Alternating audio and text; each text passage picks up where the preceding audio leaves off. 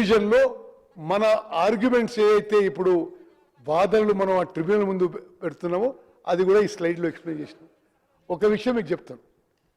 గతంలో బీఆర్ఎస్ ప్రభుత్వం ఉన్నప్పుడు శ్రీశైలం బ్యాక్ వాటర్ నుంచి కృష్ణానది నుంచి కృష్ణానది జలాలని అక్రమంగా రాయలసీమకి తరలించకపోతే ఆనాడు బీఆర్ఎస్ ప్రభుత్వం నోరు మెదపలే. మేము వచ్చిన తర్వాత కృష్ణానది జలాలు కృష్ణా బేసిన్ రైతులకి ఉమ్మడి మహబూబ్ నగర్, ఉమ్మడి నల్గొండ, కొంత ఖమ్మం, కొంత రంగారెడ్డి జిల్లా ఇక్కడ ఉపయోగించిన తర్వాత ఇక్కడ పూర్తయిన తర్వాతనే ఇది ఇన్ బేసిన్ కృష్ణా బేసిన్లో ఉన్నవి అవుట్ ఆఫ్ బేసిన్ తీసుకుపోవాలని చెప్పి మన వాదనలు ఇప్పుడు ట్రిబ్యునల్ ముందు గట్టిగా వినిపించడం జరిగింది. మరి ఈ యొక్క ట్రిబ్యునల్ హియరింగ్స్ మనం నెలకోసారి అయితే 3 రోజుల పాటు ప్రతి ట్రిబ్యునల్లో ప్రతి ఆర్గ్యుమెంట్స్ తెలంగాణ రాష్ట్ర కాంగ్రెస్ ప్రభుత్వం గట్టిగా వినిపిస్తున్న విషయం తెలంగాణ ప్రజానికాన్ని తెలియజేస్తాం. నెక్స్ట్ నేను ఇప్పుడు మనమేం అడుగుతున్నాం ఈ ట్రిబ్యునల్లో?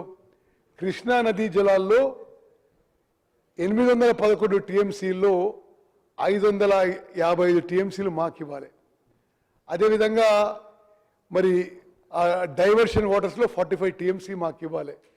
43 టీఎంసీ 65% డిపెండబిలిటీ బేస్ మీద, యావరేజ్ డిపెండబిలిటీ మీద 145లో 120, అంటే మొత్తం 1050 టీఎంసీల్లో బ్రిజేష్ ట్రిబ్యునల్ తీర్పు ఇచ్చే ఈ 1050 టీఎంసీలపై తీర్పు ఇవ్వబోతుంది.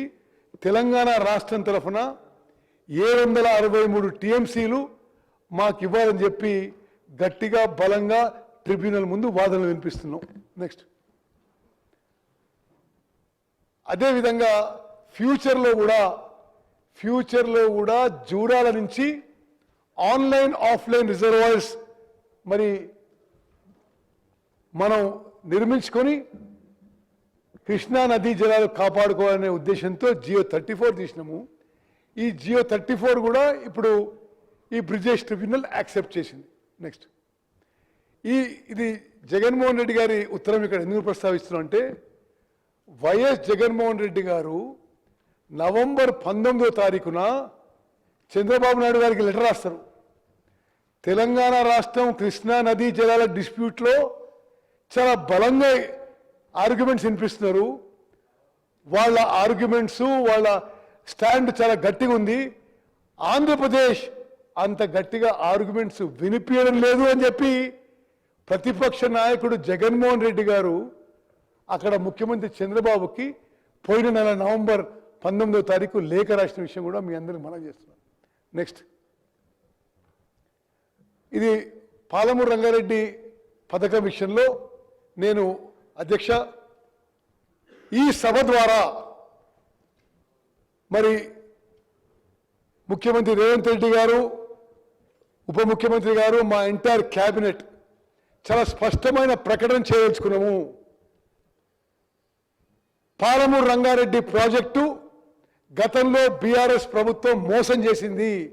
మోసం దగ 80,000 కోట్లు దాటే ప్రాజెక్టుకి వాళ్ళు ఖర్చు పెట్టింది కేవలం 27,000 కోట్లు.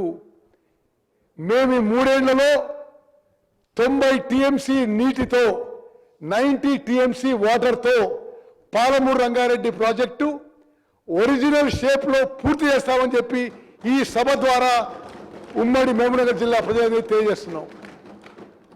అదేవిధంగా ఒక హిస్టారికల్ బ్లండర్ బీఆర్ఎస్ ప్రభుత్వాన్ని, జూరాల నుంచి సోర్స్ తీసుకుంటే జూరాల ఎంటైర్లీ తెలంగాణ టెరిటరీలో ఉంది. ఇప్పుడు శ్రీశైలంకి పోయి మనం ఆంధ్ర తెలంగాణకి మధ్యలో ఉన్న రిజర్వాయర్ నుంచి నీళ్లు డ్రా చేసే ప్లాన్ చేస్తే దానికి అనేక న్యాయ చిక్కులు, వాటర్ అలొకేషన్ ప్రాబ్లమ్స్ అవుతున్నాయి. జూరాల నుంచి ఆ రోజు ఇది ఎప్పుడు ఉమ్మడి ఆంధ్రప్రదేశ్లో జియో ఇష్యూ చేసినారు. ఆ తర్వాత కేసీఆర్ గారు ముఖ్యమంత్రి అయిన తర్వాత దీన్ని స్టడీ చేయిస్తే 25 రోజులు అంటే సంవత్సరానికి సుమారు 27-28 రోజులు 1,00,000 క్యూసెక్లపై ఫ్లడ్ వాటర్ వస్తుంది.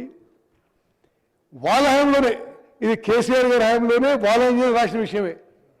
25 రోజులు 2.8 టీఎంసీ లిఫ్ట్ చేసుకోగలిగితే 70 టీఎంసీతో ఇదే పాలమూరు రంగారెడ్డి స్కీము 10 లక్షల ఎకరాలకి 70 టీఎంసీతో 32,000 కోట్లతో ఎన్నడో పూర్తయ్యేది. ఇది వదిలిపెట్టి కామన్ ప్రాజెక్ట్ శ్రీశైలంకి పోయి దీని హైట్ నుంచి 100 మీటర్లు కిందికి పోయి ఖర్చు 2-3 పెంచుకుని తప్పితే మరొకటి లేదు. నెక్స్ట్ అదేవిధంగా ఇప్పుడు ఈ సభ ద్వారా ఉమ్మడి మహబూబ్నగర్ జిల్లా రైతులకి ప్రజలకి యావత్ తెలంగాణ ప్రజానీకానికి తెలియజేస్తుందంటే ఆనాడు జూరాల నుంచి ప్రాజెక్ట్ కట్టి ఉంటే తెలంగాణ రాష్ట్రానికి మహబూబ్నగర్ జిల్లాకి ఎంతో మేలు జరుగుతుంది. ఇది హిస్టారికల్ బ్లండర్. ఏ విధంగా అయితే తుమ్మడి ఎడ్డి దగ్గర నీళ్ళు లేవని చెప్పి కిందికి తీసుకుపోయి మేడిగడ్డ దగ్గర మొదలుపెట్టి అది కూలిపోయింది. జూరాల నుంచి శ్రీశైలం కిందికి తీసుకుపోయి తెలంగాణ రాష్ట్రానికి తీవ్రమైన నష్టం చేసిండ్రు. నెక్స్ట్ జూరాల నుంచి ప్రాజెక్ట్ కట్టుంటే 3 స్టేజెస్లో 10 లక్షల ఎకరాలకు నీళ్లు పారేవి. ఇక్కడ పంపింగు 5 స్టేజెస్లో జరగాలి. అదేవిధంగా ఈ ప్రాజెక్టు నిర్ణయము జియో ఇష్యూ చేయడానికి వారం రోజుల్లో సి నుంచి ప్రపోజల్, ఈఎన్సీ, సెక్రటరీ, ముఖ్యమంత్రి అప్రూవల్ అయిపోతుంది. ప్రాజెక్టు పనులకి టెండర్లు. మరి ఎందుకు టెండర్లో ఎందుకు ఈ విషయం మన అందరూ తెలిసిన విషయం. నెక్స్ట్ అదేవిధంగా జూరాల నుంచి శ్రీశైలం షిఫ్ట్ అయిన తర్వాత జియో ఇష్యూ చేసింది 35,000 కోట్లకి. డీటెయిల్డ్ ప్రాజెక్ట్ రిపోర్ట్ సిడబ్ల్యూసికి సబ్మిట్ చేసిందేమో అదే ప్రాజెక్టు, అదే ఆయకట్టు, అదే నీళ్లు 55,000 కోట్లకి. ఆ 55,000 కోట్లలో కూడా ఆయకట్టు కాలువలో ల్యాండ్ అక్విజిషన్ లేదు, ఆయకట్టు కాలువలో పూర్తి స్థాయి వర్క్ లేదు, R&R వర్క్లకి ఎస్టిమేట్స్ లేవు. ఇప్పుడు అది 80,000 కోట్లు దాటబోతుందని చెప్పి నేను మనం చేస్తున్నాం.